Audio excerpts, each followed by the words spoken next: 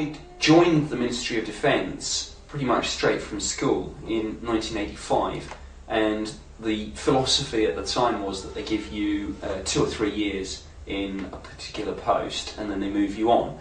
The idea was that you would do, say, a tour of duty in policy, a tour of duty in finance, one in contracts, one in personnel, and they would try to encourage people to have a fairly broad base, then maybe specialise later in their career.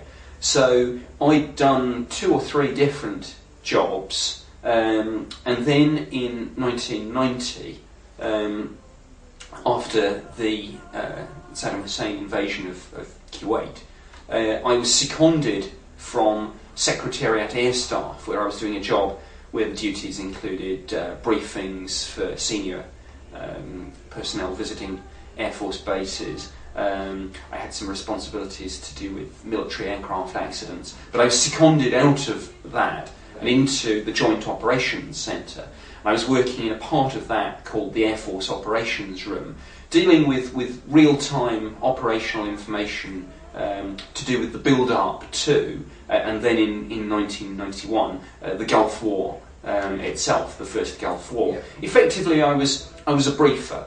I would get information. It would be to do with the RAF, so it would be bombing raids, any casualties or losses, battle damage assessment, etc., etc. And the key thing was the daily briefs for ministers and the service chiefs. And my job was to take raw data and to transform, as it were, yes, yeah. to craft it into something succinct, accurate, that quickly gave those senior decision makers the information that they needed.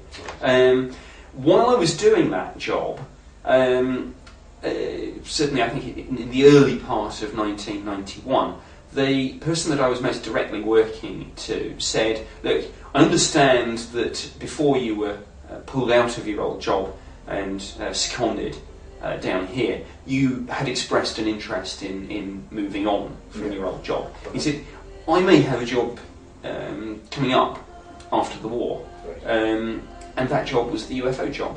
So he said, would you be interested? Sample complete. Ready to continue?